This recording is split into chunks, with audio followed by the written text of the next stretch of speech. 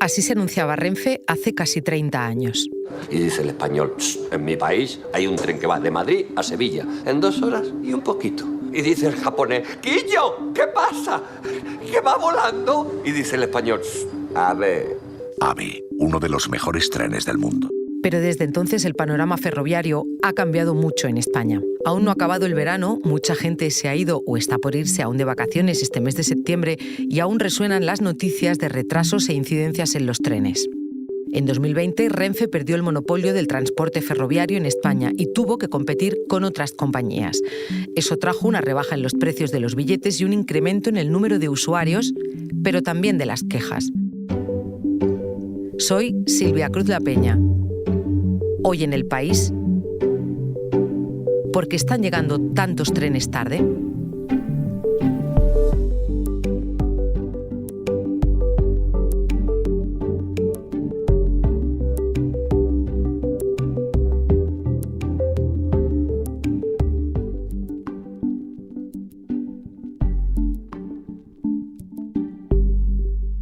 Los datos, tanto de viajeros de cercanías como de viajeros de servicios de alta velocidad, no han parado de aumentar en los últimos años y superan ya los niveles de demanda que había antes de la pandemia de COVID.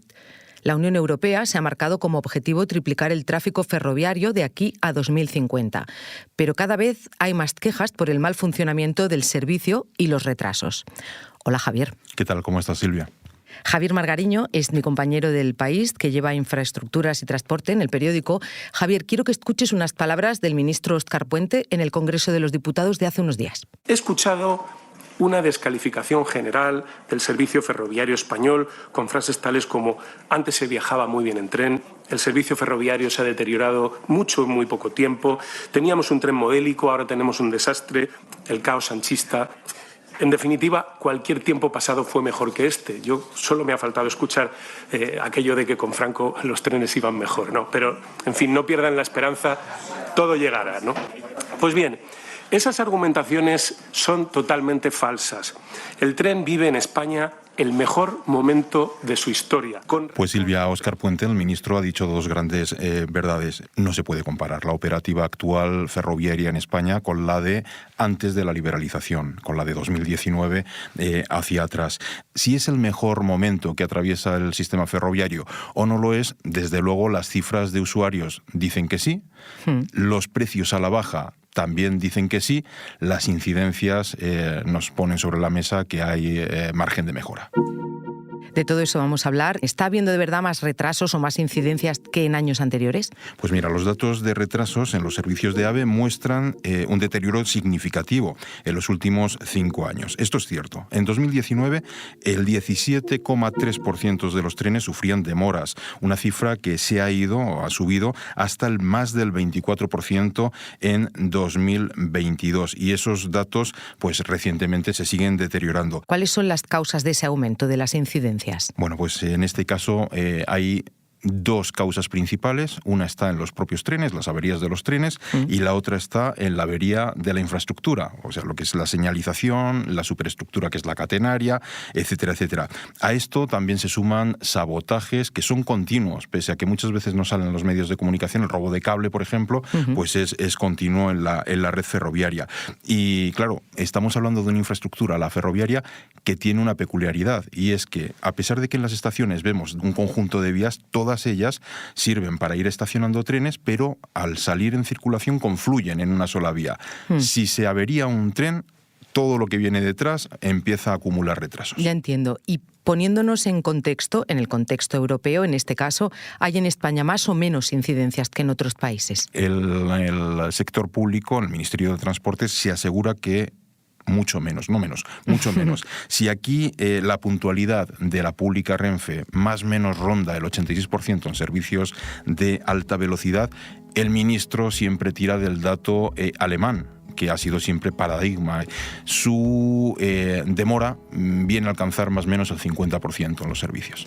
Y hablando de impuntualidad y de alta velocidad, como tú has dicho, hace unos meses Renfe cambió las condiciones para indemnizar a los viajeros en caso de que sus trenes llegaran tarde.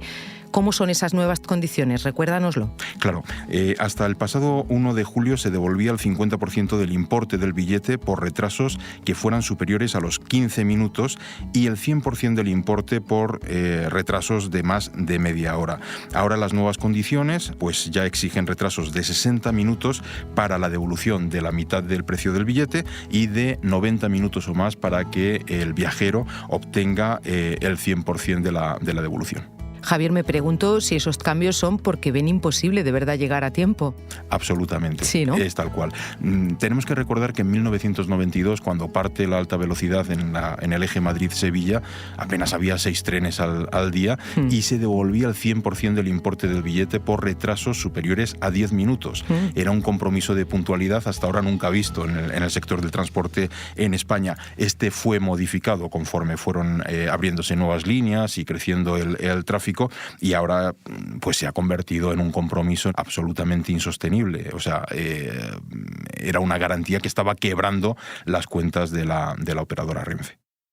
Ahora además hay otras operadoras, Irio y WeGo. En comparación, ¿cómo son sus condiciones respecto a las indemnizaciones por retraso? Y sobre todo, Javier, ¿son más puntuales estas compañías? ¿Tienen menos incidencias que Renfe?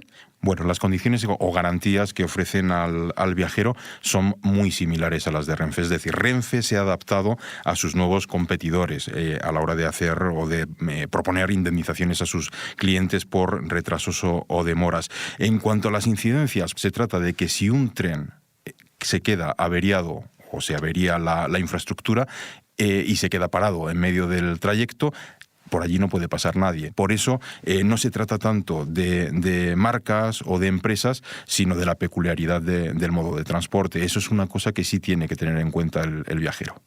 Ahora me sigues contando, Javier. Enseguida volvemos.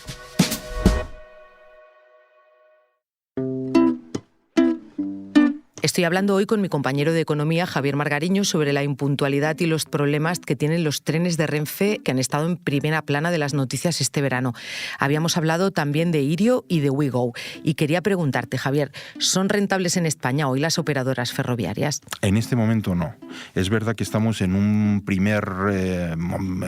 primera fase de la liberalización del transporte de viajeros, que se inició entre 2019 y 2020. Llegó la pandemia, llegó la subida de costes energéticos por la invasión rusa de Ucrania y la cuenta de resultados de las compañías sufre. Además, la llegada de competidores motiva inmediatamente la bajada de precios de los billetes, con el fin de que las dos nuevas entrantes, Irio y WeGo, pues puedan llenar sus trenes, den a conocer su marca, sus servicios, etcétera, etcétera. ¿Qué sucede? Pues que Renfe encadena pérdidas, 130 millones en 2023. WeGo lleva 3 años, los 3 años de operación, con pérdidas de 32, 36 y 43 millones. E Irio está a punto de publicar sus cuentas y se da por descontado que también serán números en rojo.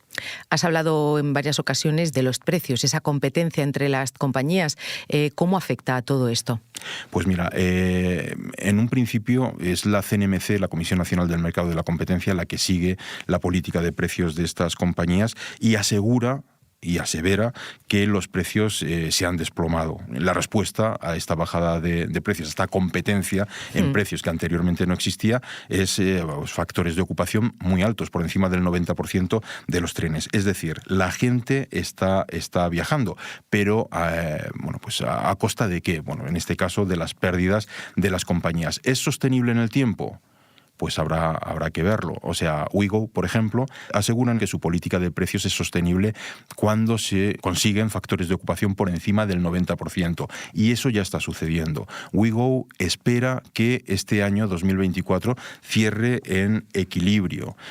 A partir de ahí, ¿qué va a hacer Renfe? Bueno, pues Renfe tiene una estructura de costes más elevados que la low cost y probablemente seguirá sufriendo, a no ser que vaya modificando su estrategia. En este sentido, lanzó una segunda marca, que es Ablo, que digamos que compite con el propio AVE y con la que trata de conseguir viajeros y recortar sus pérdidas. Javier, me queda claro que el bolsillo de los usuarios, el tuyo, el mío, que usamos esas líneas también, sale ganando, pero la calidad del servicio claramente no.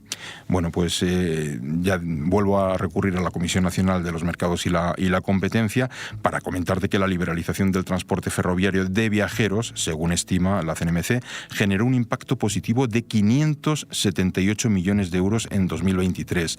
Los viajeros de las líneas con más utilización se ahorraron por la competencia, dice este organismo, pues 373 millones. Aquí el hecho es que el cliente efectivamente se está beneficiando, pero no solo por billetes más baratos, sino por más oferta, más frecuencias. Tiene más posibilidades de viajar y a más destinos. Entonces, claramente el beneficio para el usuario está ahí, pero hay que ver, insisto, por cuánto tiempo, si son capaces de aguantar las compañías. Otra cosa es que suben las incidencias y, por tanto, efectivamente puede empeorar el servicio, ¿no? Es decir, los trenes son cómodos y normalmente salen y llegan en hora a destino, pero es cierto que crece el volumen de incidencias. ¿Qué sucede? Cuando no es culpable la operadora, detrás hay un gestor de la infraestructura y este es Adif. Esta también es una empresa pública que, como Renfe, depende del Ministerio de Transportes y, por tanto, está bajo la batuta del ministro Óscar Puente, ¿no? Es el operador, digamos, del sistema, de la infraestructura, del sistema ferroviario, y se tiene que mostrar neutral e independiente ante Renfe, ante IRIO y ante WeGo. Si te he entendido bien, con quien me tengo que enfadar cuando hay una incidencia en la infraestructura es con Adif, no con Renfe. Así es. O sea, cuando el que se estropea es el tren, el culpable es Renfe, ojo, o IRIO o WeGo, que también tienen sus incidencias. Y cuando se estropea la infraestructura, es Adif el responsable. ¿Qué hay detrás de una avería en la infraestructura de Adif? Bueno, pues simplemente inversión. Es decir, la infraestructura precisa de un mantenimiento y en el caso de la malla ferroviaria está bastante actualizada, no se puede decir lo mismo en la carretera, por ejemplo, y por otra parte hay inversión en construcción. Entonces, aquí en España se tiende a invertir, no te voy a decir lo justo en la infraestructura ferroviaria, pero menos, por ejemplo, que en países del norte. ¿Qué sucede? Que también se está dando o se están percibiendo ya el impacto del cambio climático. Aquí, cuando de repente viene un invierno crudo, una borrasca tipo Filomena, la infraestructura lo sufre. Esa infraestructura no está preparada, pero vamos, evidentemente Adif vela por el mantenimiento de su infraestructura, que se traduce en inversión pública que pagamos todos los españoles. Y ahora sí, háblame de los trenes. Bueno, pues los trenes, en el caso de Renfe, que es la que ha tenido el follón a lo largo de este verano, bueno, pues son trenes que vienen de muchos años atrás. Hablamos de cuando se inauguran las líneas Madrid-Sevilla, Madrid-Barcelona o Madrid-Levante. En 2008 estalla la crisis financiera y se deja de invertir en trenes. Esos trenes, esa flota de Renfe va sumando años sin que haya renovaciones y no es hasta 2016 cuando el gobierno, que entonces tenía el Partido Popular, lanza una compra de trenes. Fueron 2 lotes de 15 y estuvieron o fueron encargados a Talgo, el fabricante español, en liza con otros fabricantes internacionales. En este caso, los 30 trenes han acumulado 2 años de retraso en llegar. Por lo tanto, Renfe ha seguido acumulando problemas. Trenes un poco más viejos y además nuevas líneas en operación a los que tenía que ir reasignando la flota como podía. Una vez que han entrado ya desde el mes de abril-mayo los nuevos trenes Abril fabricados por Talgo, bueno, pues el Ministerio de Transportes y la propia Renfe se las prometían bastante felices o muy felices porque por fin tenían sus nuevos trenes con los que competir. Claro, la sorpresa ha sido que desde el primer día, 21 de mayo, en que esos trenes son estrenados en la línea Madrid-Galicia, comienzan las incidencias. Escuchábamos precisamente un vídeo de principios de agosto donde una serie de pasajeros, después de más de 2 horas parados y encerrados en un túnel sin aire acondicionado en un tren de este modelo que acabas de nombrar, Abril, rompían las ventanillas de un vagón para que pudiera entrar el aire. Esa escena fue lamentable, absolutamente lamentable. En total, Renfe ha cifrado en 479 el número de incidencias de los Abril, que ya conforman la serie 106 de la compañía desde que se estrenaron en las vías españolas el pasado 21 de mayo. Es que apenas cumplen unos meses. 28 de esas incidencias provocaron retrasos de más de 1 hora y 14 necesitaron del rescate o transbordo de pasajeros. Solo por el incidente del lunes 5 de agosto, Renfe calcula que podría afrontar el pago de 390.000 euros en indemnizaciones a los 11.700 pasajeros de los 34 servicios que fueron afectados con retrasos. El hecho es que estos trenes fueron adquiridos sin haber sido probados. Eran nuevos modelos, prometían estar en la vanguardia de la alta velocidad en todo el mundo y bueno, pues ha resultado que el estreno pues ha sido francamente negativo. ¿Y qué va a pasar con ellos? ¿Se pueden devolver? No, lo que está preparando Renfe son reclamaciones por daños y prejuicios y bueno, lo que quiere recuperar el importe de las indemnizaciones que está pagando y además va a poner a talgo pues esas penalizaciones por el daño reputacional. Lo que ha demandado el Ministerio de Transporte a la compañía fabricante es que solucione los problemas lo antes posible, en lo que ya está a talgo y es verdad que las incidencias se están reduciendo y esto se hace poniendo ingenieros. Se han localizado los fallos en las cabezas motrices, o sea, en las locomotoras de los trenes y una vez localizados, bueno, pues lo que tienen que hacer es arreglarlos. El propio ministro Óscar Puente ha señalado que no quiere tirar o no quiere disparar contra la industria española. Talgo es una empresa de referencia en el sector ferroviario y nada más lejos de su intención que ponerla en un brete, pero es cierto que salta a la vista que este tren, insisto, que no estaba aprobado, pues se ha estrenado con fuertes incidencias, graves incidencias. Javier, por ir acabando, Renfe es una empresa pública, pero ¿es un servicio público? Esto lo diferencia mucho tanto la propia Renfe como la normativa comunitaria, la normativa europea. Por un lado, se operan obligaciones de servicio público que suelen coincidir con las cercanías y servicios de media distancia y se trata de servicios absolutamente deficitarios. O sea, piensa en un traslado entre Madrid y la localidad de Las Rozas, por ejemplo. Bueno, pues el viajero paga un billete que no debe cubrir la mitad del coste real de esa operación. Ese resto, digamos, lo subvenciona el Estado, pero sencillamente porque no se puede cargar al viajero con el coste real y por otro lado no se puede dejar de dar un servicio que es esencial, entre otras cosas, para descarbonizar el transporte, para sacar coches de la carretera. En este sentido, las obligaciones de servicio público es una empresa pública la que los presta, pese a que en el futuro, en los próximos años, serán liberalizados y a ver si hay interés entre las privadas. Y luego están los modos, digamos, comerciales que se suponen sí tienen rentabilidad y a los que se ha llamado a competir frente a Renfe a otras compañías. Y estos son sencillamente los ferrocarriles de larga distancia y de alta velocidad.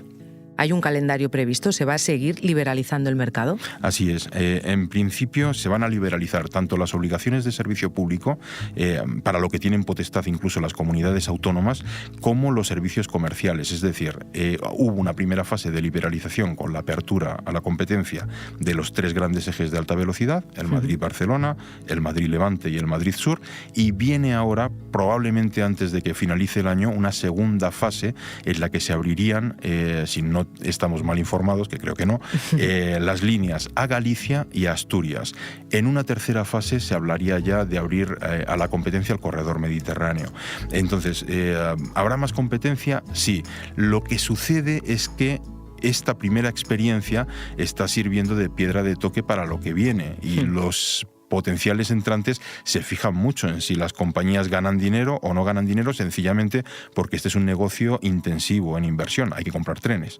Javier, hemos estado hablando de la alta velocidad casi todo el rato, pero es verdad que en nuestro país hay al año más de 500 millones de viajeros y que la mayoría, el 85%, son usuarios del servicio de cercanías. Así que hoy dejamos aquí la alta velocidad, pero te emplazo otro día para hablar de los dolores de cabeza que nos dan las distancias cortas en el tren. Hay mucha tela que cortar ahí. Gracias, Javier. Chao, chao.